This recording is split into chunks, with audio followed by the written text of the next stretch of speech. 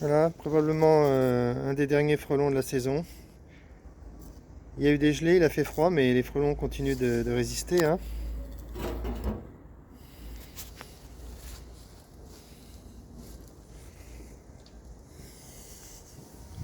Je suis venu sur le rucher pour me débarrasser des tiges de saule que j'utilise plus. Donc je vais les recycler. Je voulais utiliser le saule pour fabriquer des ruches naturelles. Mais finalement, les ruches naturelles, je vais les faire encore plus simples, juste en bois, juste des bois de varech, toutes bêtes. Donc du coup, j'ai plus besoin du saule. C'était beaucoup trop de travail. Pour une ruche minimale, c'était trop de travail, c'était pas logique. Donc du coup, la ruche naturelle, elle sera faite en bois, simplement.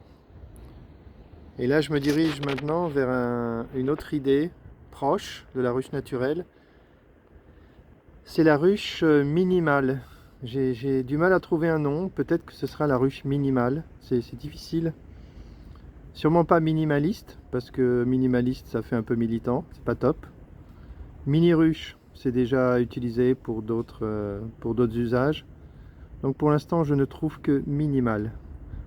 Donc l'idée d'une ruche minimale, eh bien ça apportera bien son nom. Ce sera une ruche petite qui est destinée aux abeilles naturelles, aux abeilles locales, aux ruches naturelles, c'est-à-dire sans récolte, mais aussi à des ruches sur lesquelles on se permettra de récupérer un rayon ou deux de temps en temps, les cadres de rive.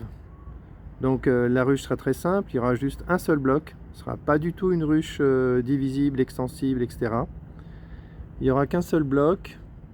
La sortie et l'entrée, ça sera en haut de la ruche, puisque c'est ce que les abeilles aiment. Elles aiment sortir par le haut, pas par le bas. Elle sera probablement isolée un petit peu pour aider les abeilles, parce qu'il semble que ce soit une bonne idée. Là, apparemment, il y a des concepteurs qui proposent des ruches basse consommation et autres. Bon, les noms sont mal choisis, mais il semblerait que... Moi, j'avais eu cette intuition aussi, d'essayer d'isoler des ruches il y a plusieurs années. Je l'avais fait, puis finalement, comme j'avais rien pu mesurer, j'ai laissé tomber, mais je trouve que l'idée... En tout cas, moi, ce que je voulais faire au minimum, c'était d'isoler contre le vent. C'est-à-dire mettre une paillasse tout autour de la ruche, et le seul fait d'isoler contre le vent, bah, c'est énorme en fait, ça fait une différence énorme. Donc moi, je voulais au moins faire ça. Mais pourquoi pas mettre aussi un peu d'aluminium, faire une sorte de... quelque chose d'assez simple, hein, une espèce de chapeau avec de l'aluminium, et puis... une autre couche un peu isolante, un truc très très simple. On pose dessus en hiver, on laisse de l'aération se faire et bien sûr, comme on est des pseudo-scientifiques, on mesure ce qu'on fait. Et on regarde si ça a un impact sur l'intérieur de la ruche. Sinon, quand on fait des trucs sans jamais rien mesurer, on fait n'importe quoi. Si on ne peut pas mesurer l'impact de ce qu'on fait, à quoi bon? On va dans des délires. On arrive à proposer n'importe quoi. D'ailleurs, c'est ce qui se fait sur Internet. Les gens proposent n'importe quoi. Mais c'est pas grave. 6 mois après, on a oublié, on propose autre chose. Donc je pense en particulier au piège anti-frelon. Là, c'est tous les ans, 2-3 propositions. De plus en plus n'importe quoi. On oublie ce qui a déjà été testé il y a 10 ans. Enfin, c'est n'importe quoi.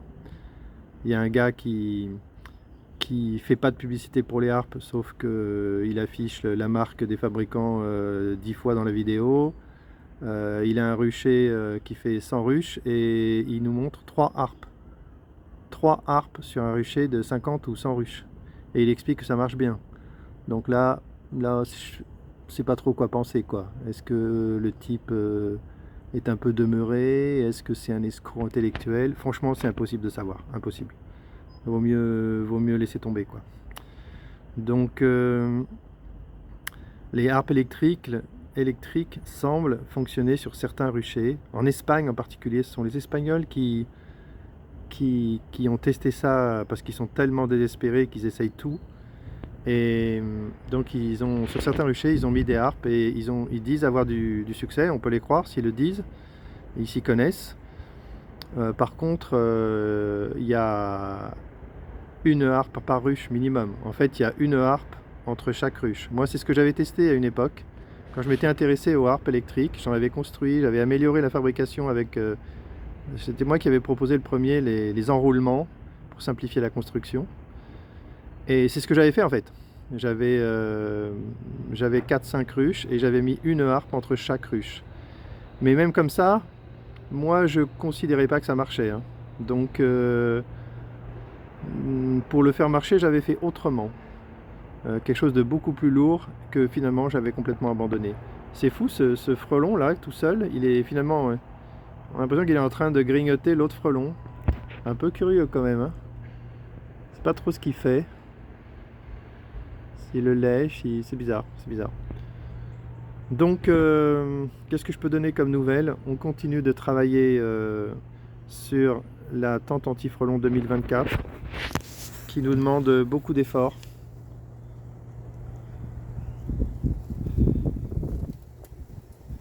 Donc la tente 2024 va inclure des montants en fibre de verre.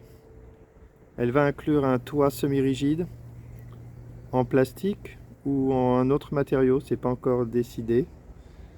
Et elle va inclure une boîte de capture. Une boîte de capture qui a été testée, le principe a été testé, mais il y a plusieurs options possibles.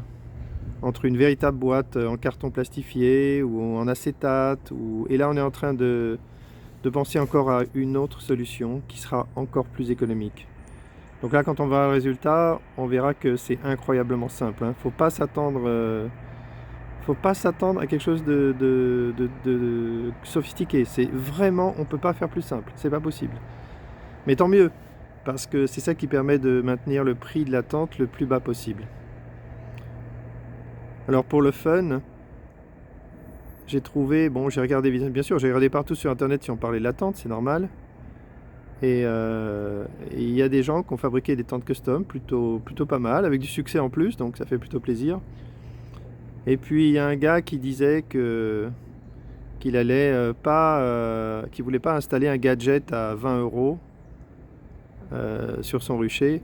Et là, je me suis retenu de lui proposer de lui vendre la tente à 40 € si ça le rassurait et si ça lui permettait de l'acheter.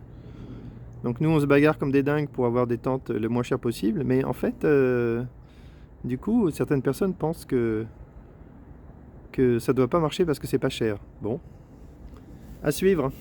Ah, il va finir par sortir ce frelon. Il est libre en fait, hein. Donc dans les autres nouvelles, on a décidé de faire une sorte de tombola gratuite. André n'aime pas ce mot-là, c'est pas une tombola, mais bon, moi j'appelle ça comme ça, mais j'ai pas d'autre nom. Une tombola gratuite où on offre une tente par jour, il y a un tirage à chaque fin de mois. On a déjà eu un tirage à la fin du mois de novembre, donc là on est en train d'expédier 30 tentes aux heureux gagnants. Et d'ici un jour ou deux, on pourra s'inscrire pour gagner une tente en décembre. Il y aura tous les mois une tente par jour à gagner pour faire connaître la tente. Ce sont des cadeaux publicitaires. Qu'est-ce qu'on peut dire d'autre? On a une idée pour faire un piège anti-frelon de type piégeage de rennes. Alors là, c'est un sujet qu'on n'aime pas trop parce qu'on pense que c'est n'importe quoi ce qui s'est fait jusqu'à maintenant. Et malgré ça, en réfléchissant à la question, j'ai trouvé une idée intéressante que j'ai envie de tester en février. Donc ça sera la surprise en février. On va tester l'idée que j'ai commencé à tester l'autre jour avec une nouvelle idée bien sûr, comme d'hab, et une nouvelle conception du piégeage aussi. Donc évidemment, on ne va jamais prétendre qu'on pourra éradiquer les frelons, parce que ça c'est facile de prouver que c'est pas possible. Mais est-ce qu'à un moment donné, quand la pression sera au maximum, est-ce que ça deviendra alors possible de capturer des rennes pour baisser la pression? Peut-être, au moins ça se teste. Donc si on arrive à proposer un piège qui capture des frelons en février-mars, surtout des rennes, et qui est totalement sélectif, bah on peut essayer. Pourquoi pas? On va essayer.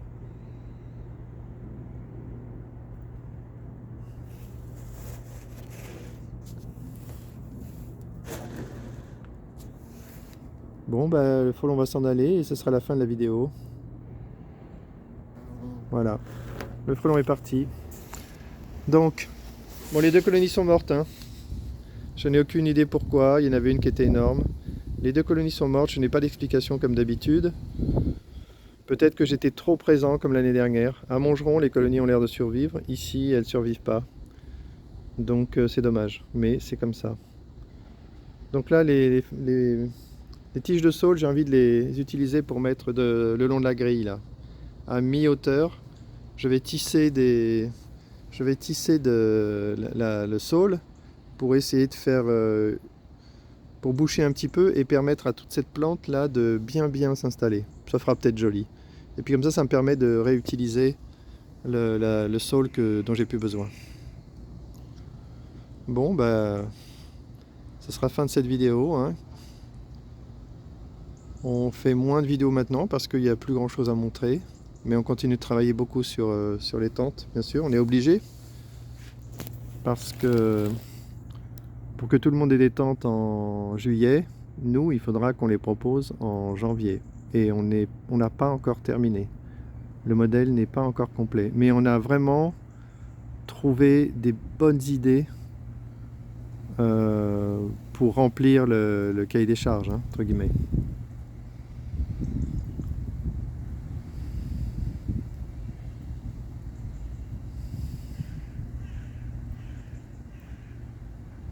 Ah, j'entends les corneilles, ça me fait penser que cet hiver, il va falloir prendre son courage à deux mains, parce que moi en hiver je suis comme les abeilles, j'ai tendance à me cacher chez moi.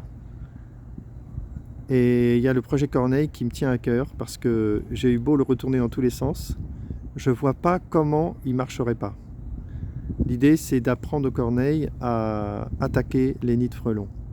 Bon, je vais pas refaire la liste des points positifs, mais le point de départ c'est de nourrir les corneilles, de leur faire un point de nourriture, et ensuite petit à petit de leur apporter des larves de frelons pour que les corneilles les mangent, apprennent à les manger. Bien sûr c'est délicieux, donc ils vont pas se faire prier.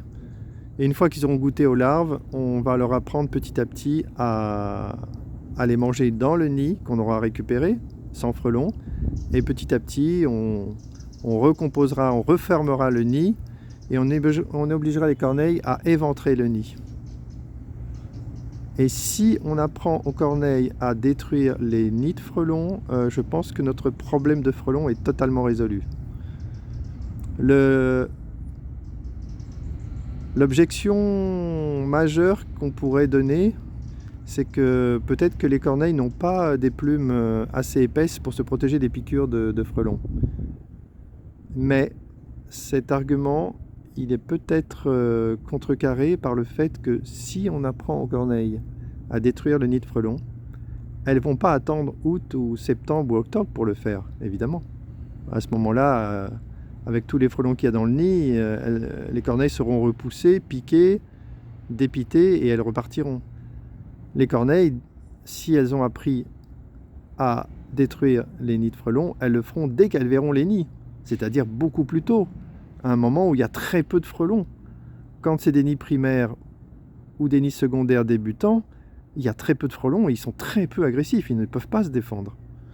Donc à ce moment-là, ils se feront démolir par les corneilles avant d'avoir pu mettre en œuvre une défense efficace.